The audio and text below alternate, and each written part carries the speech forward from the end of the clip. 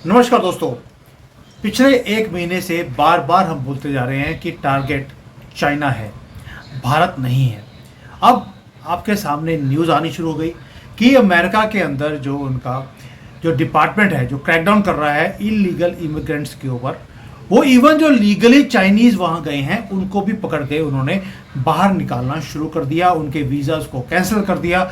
और ये कोई वो नहीं है कि ये लॉ अबाइडिंग स्टूडेंट्स नहीं है, वहाँ पे पढ़ने गए थे, उनको बाहर निकाल दिया गया है।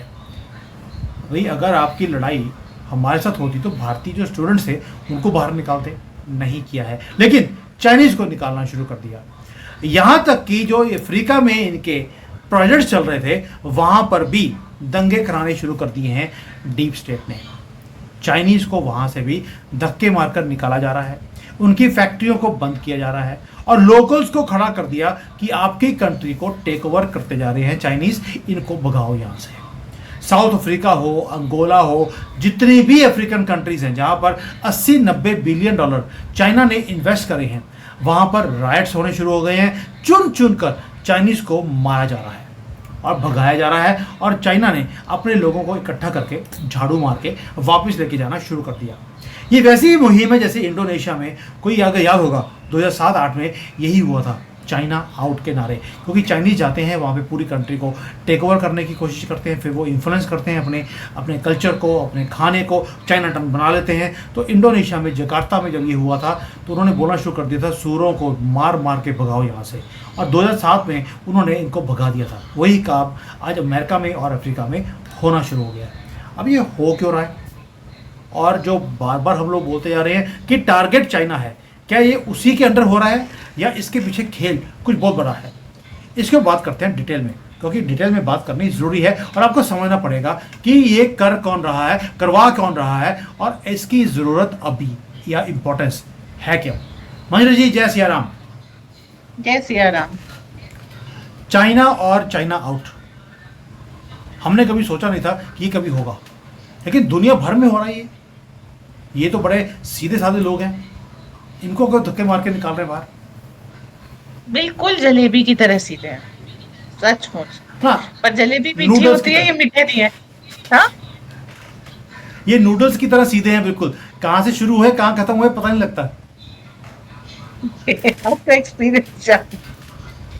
लेकिन अमेरिका से तो इसलिए निकाल रहे हैं क्योंकि अमेरिका में ये टेक्नोलॉजी जो है उसकी चोरी में बहुत इन्वॉल्व है। तो जो बच्चे वहां पर जाते हैं and they are slowly they are taking over entire का ये एजुकेशन सिस्टम, ये जहां जहां भी ये जाते हैं वहां उसको टेक ओवर करने की कोशिश करते हैं, इनका अपना कल्चर। अच्छा, secondly Chinese don't shy away, वो अपनी गर्ल्स को भी यूज करते हैं अपने प्रोपेगेंडा को आगे बढ़ाने के लिए। और डीप स्टेट का जो चाइनीज विंग है वो बहुत स्ट्रांग है और इसीलिए चाइना के पास सारी प्रोडक्शन फैक्ट्री वगैरह सारी चीजें हैं। तो अब अमेरिका उसको क्लियर करना चाह रहा है ताकि अमेरिका में अमेरिका फर्स्ट चले, चाइना फर्स्ट ना चले। ठीक है। तो और एक अनसेड रूल है कि every person from China is a CCP agent. ये लोग बोलते हैं, अब कितना सच है कितना नहीं, हम इसको जनता पे छोड़ते हैं, जो आप मानो वो सही। But this is a very clear cut signal कि तो अमेरिका से तो इसलिए निकाले जा रहे हैं कि वो जहां होंगे सीसीपी के लिए काम करेंगे। जाते हैं हम अफ्रीका। अफ्रीका में अफ्रीका एक मतलब गरीब देशों का एक समूह है। ठीक है, कॉन्टिनेंट है, उसमें बहुत सारे गरीब देश है। तो अफ्रीका में क्या होता है, चाइना आता है, वो सब जगह पर अपना एक फाइनेंशियल नेटवर्क के तौर पे आया सबसे पहले। इसको लेते हैं। तो ये इन्होंने क्या किया कि फाइनेंशियल पहले कोऑपरेशन दिया सबको कि हम आपके यहाँ इन्वेस्ट करेंगे और हम आपको अपना माल सस्ते में देंगे और इस तरीके से ये आगे बढ़े। लेकिन उसकी आड़ में फिर इन्होंने क्या किया, अफ्रीका के रिसोर्सेज पे कब्जा करना शुरू किया। अब जैसे इन्होंने कब्जा करना शुरू किया तो अफ्रीकन्स के हाथ से उनके अपने रिसोर्सेज की कमान निकल गई। अब जहां वो कुछ करना चाहेंगे तो उसका बैकलैश बहुत ज्यादा आता था। सेकेंडली, रिसोर्सेज पे कब्जा किया, अब इनको कोई चीज निकालनी है तो ये एनवायरनमेंट का ध्यान नहीं रखते। पानी पोल्यूट हो रहा है, इट्स ओके। फॉरेस्ट कट रहे हैं, इट्स ओके। लोगों को डिस्प्लेस किया जा रहा है, इट्स ओके। चाइनीज जो है वहाँ के जो लीडर्स होते हैं, जो पॉलिटिशियंस होते हैं, उनको बहुत अच्छी तरीके से ग्रीट करते हैं और बहुत कुछ उनको देते हैं। उसके बाद जो देश है उसी के सिस्टम को यूटिलाइज करते हैं, उसी के लोगों को बुली करते हैं। जैसा कि हम कई सारे, जैसे कि आपने दिखाया, अ, अंगोला में हम देख रहे हैं कि अंगोला में अंगोला के पॉलिटिशियंस को ले लेंगे, उनको बहुत रेड कार्पेट ट्रीटमेंट देंगे, बहुत अच्छा वो करेंगे, और उसके बाद अंगोला के फोर्सेस को अंगोला के सिटीजन्स के अगेंस्ट में यूज करेंगे। तो अब क्या है, धीरे धीरे पोस्ट कोविड ये चीज बदलने लग गई। जब कोविड आया, वो आया चाइनीज के लिए, लेकिन चाइना ने मास्क देने से पहले, दवा देने से पहले, वैक्सीन देने से पहले बहुत सारी शर्तें रखी। और ऐसे में मोदी जी वैक्सीन मैत्री लेके पहुंचे कि आपको जो चाहिए वो फ्री है। Friend in need is friend in need. पूरा Africa as a continent shift हो गया मोदी के साथ। अब क्या है, उनके पास समस्या आई कि हम इस डेथ ट्रैप से सबसे कैसे निकले। तो उन्होंने कहा ठीक है, यू बी द किंग। जो भी ऑफिशियल्स हैं जिन्होंने चाइना को तुम्हारा देश बेचा है, उनको सजा दे दो। अब जब वो करप्ट हो गए तो चाइना का एक्शन सही नहीं हो सकता, और इसके कारण, इसके साथ वो चाइना आउट हो जाएगा। एंड ये मुहिम धीरे धीरे शुरू हुई। अब आपको करप्ट पॉलिटिशियन को, जिसने चाइना से पर्क्स ले करके देश को गिरवी रखा है, उसके सबूत जुटाए, उसको अपदस्थ किया। दूसरी, कहीं मिलिट्री जुटा आई, कहीं पर सिविलियन गवर्नमेंट आई, and then they start acting against China. तो ये एक लॉन्ग टर्म पॉलिसी है। अब इसमें चाइना ने क्या किया कि कुछ बहुत ज्यादा डिस्पैरिटीज पाई गई। सबसे पहले रिसोर्सेस पे अपना कब्जा कर लिया, उनके दोहन में कोई रहमो करम नहीं था। दूसरा, जो एक फर्म बनाई, उस फर्म में थोड़े अफ्रीकन होंगे, थोड़े चाइनीज होंगे। चाइनीज ऑफिशियल की तनख्वाह होगी $8,600। सेम पोस्ट पे काम करने वाले अफ्रीकन की तनख्वाह होगी $1,200। चाइनीज के इंटरेस्ट सेव होंगे, अफ्रीकन के कोई इंटरेस्ट सेव नहीं होंगे। चाइनीज के लिए वर्क कल्चर एनवायरनमेंट होगा, अफ्रीकन के लिए ना कोई वर्क कल्चर होगा, ना कोई एनवायरनमेंट होगा। वो डेरोगेटरी जो ट्रीटमेंट था, उससे ये लोग बहुत परेशान होते हैं। तो नाइजर ने क्या किया कि फिर चाइनीज गवर्नमेंट्स के जो चाइनीज कंपनीज के उन्होंने कॉन्ट्रैक्ट था वो कैंसिल करने शुरू किए। और डिस्क्रिमिनेशन, कि आप हमारे लोगों को हमारे ही देश में काम कर रहे हैं, हमारे रिसोर्सेज ले रहे हैं, और हमारे ही लोगों को मिसट्रीट कर रहे हैं, तो हम आपके कॉन्ट्रैक्ट इस ह्यूमैनिटेरियन बेसिस पे कैंसिल कर रहे हैं। फिर बुर्किना फासो ने इसे किया, माली ने किया। तो उसके बाद क्या हुआ कि इन लोगों ने और वो करना शुरू किया।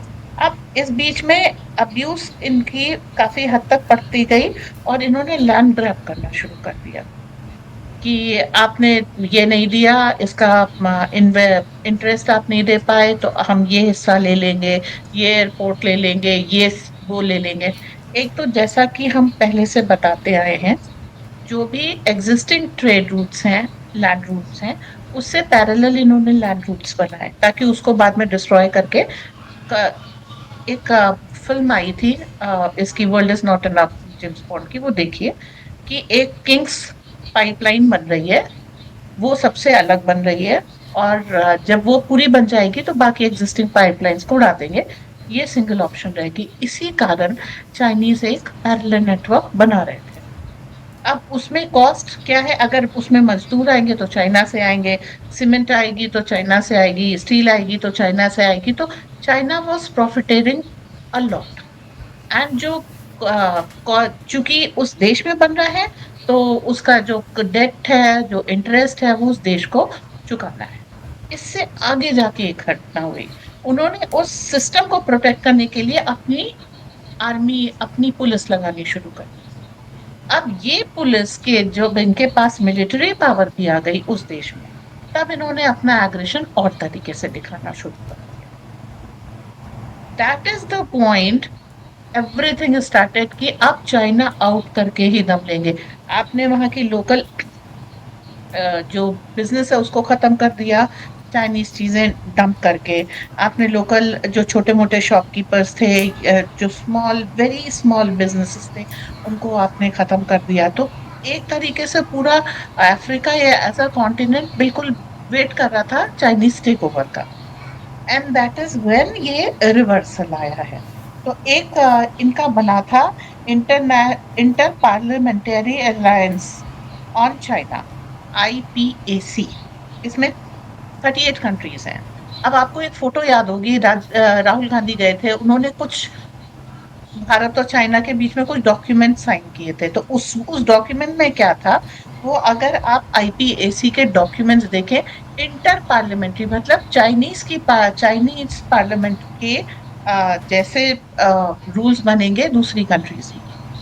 दो पार्लियामेंट, जैसे अंगोला है तो अंगोला की पार्लियामेंट और चाइनीज पार्लियामेंट में कुछ डील्स होंगी, कुछ पैक्ट साइन होंगे, and it is between government to government, and it will always be pro China because Angola बहुत छोटा देश है और ये वर्ल्ड की सेकेंड लार्जेस्ट इकोनॉमी है, एंड देन मिलिट्री पावर है, एंड दिस एंड दैट।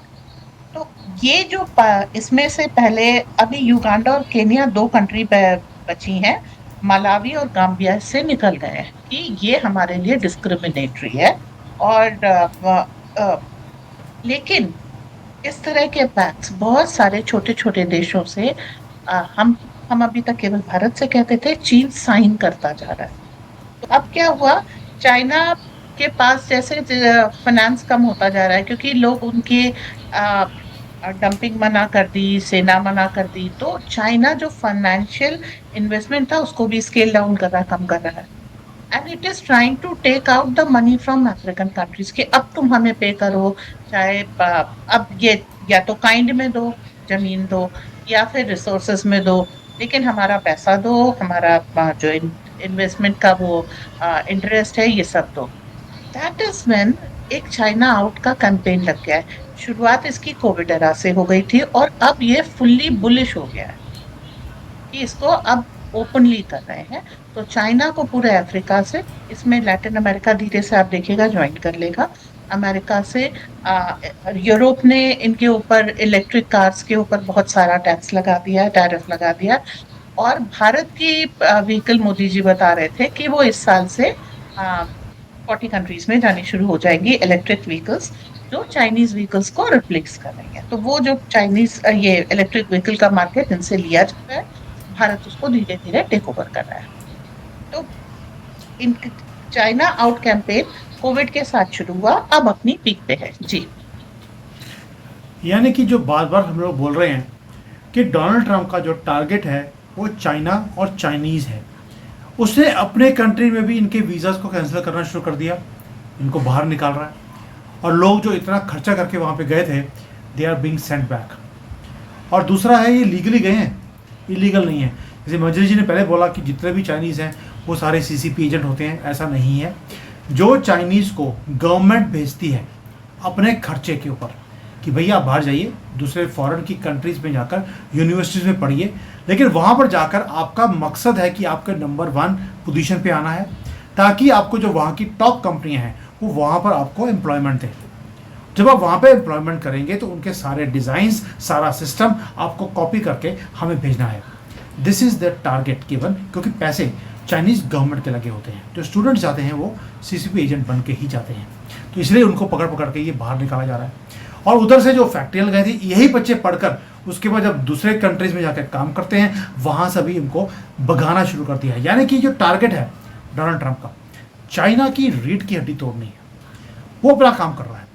और उसका असर क्या हो रहा है कि चाइना भारत को बोल रहा है कि भाई हमारे साथ हाथ जोड़ लो ना, हम मिलकर काम करते हैं, अमेरिका को हम मात देंगे, हम दोनों मिलते हैं, हम तो भाई भाई हैं, हम तो सबसे पुरानी सिविलाइजेशन है। यानी कि इनको भारत अब पुरानी सिविलाइजेशन दिखनी शुरू हो गई है। अब इनको ये नहीं दिखता कि यहाँ पे शोर बड़ा है, गंदगी बड़ी है, सड़कें टूटी हुई हैं, अब इनको कुछ नहीं दिख रहा।